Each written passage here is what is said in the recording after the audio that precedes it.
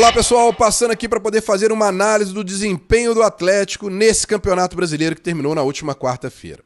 O Galo terminou na terceira colocação. Para mim, uma posição digna e honrosa por tudo que aconteceu ao longo do campeonato. Vale lembrar que o Atlético começou o Campeonato Brasileiro sob o comando do Kudê, porém, sob desconfianças. Kudê terminou o Campeonato Mineiro, já tinha dado declarações que não caíram bem para a diretoria, dizendo que teriam feito promessas que não foram cumpridas a ele, criou um clima que não era muito favorável para ele dentro do Atlético. Ele até iniciou o Campeonato Brasileiro, inclusive com uma derrota para o Vasco no Mineirão. Depois fez bons jogos, levou o Atlético à quarta colocação do Brasileiro, mas o clima interno não foi propício e ele acabou deixando o Atlético. Uma mudança de treinador ao longo da competição é muito complicado. Nem sempre dá certo. Olha o que aconteceu com o Botafogo. Liderou a maioria do campeonato. Trocou de treinador. A coisa desgringolou e o Botafogo perdeu um dos títulos mais fáceis da história. Pois bem, Filipão chegou, teve dificuldades, foram 9 jogos sem vencer. Não tinha reforços, teve que ter paciência, calma, muito diálogo para conversar, entender melhor o posicionamento e o que poderia extrair de cada jogador dentro de campo. E no segundo turno a coisa funcionou. O Atlético foi campeão do segundo turno.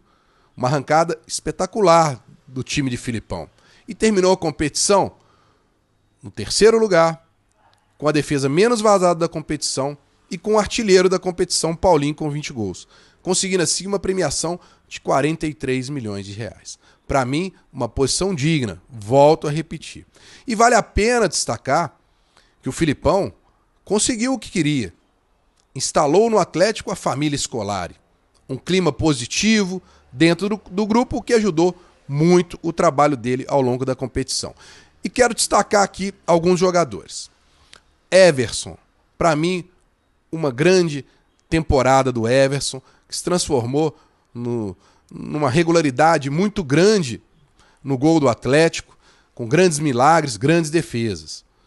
O que falar do Rubens? O garoto cresceu muito na reta final do Brasileiro quando o Filipão resolveu escalá-lo como um meia-esquerda, um ponta-esquerda. E foi o grande diferencial do Atlético nessa reta final. Otávio no meio de campo cresceu muito. Foi um leão nos últimos jogos do Atlético, né? Claro, dedo do Filipão em relação ao seu posicionamento e à sua maneira de jogar.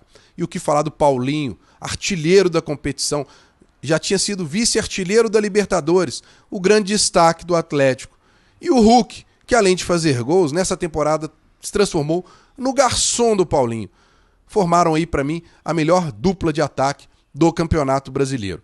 Quero destacar também a chegada do Batalha. Chegou para ser titular no Atlético. Alguns torcedores reclamaram da saída do Alan. Batalha chegou e dominou o meio de campo do Atlético. Uma grande contratação. Pena que se lesionou nessa reta final do Brasileiro. E o destaque especial para o Arana, que depois de tanto tempo lesionado, voltou, foi crescendo de produção, voltou à seleção brasileira e, para mim, é o melhor lateral esquerdo do Brasil. Portanto, vários pontos positivos a se destacar dessa campanha do Atlético.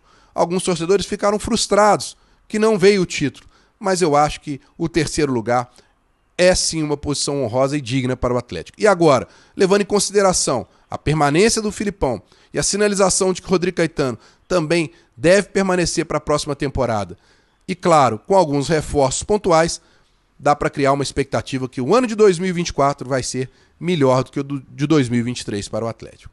É isso aí, pessoal. Grande abraço a todos.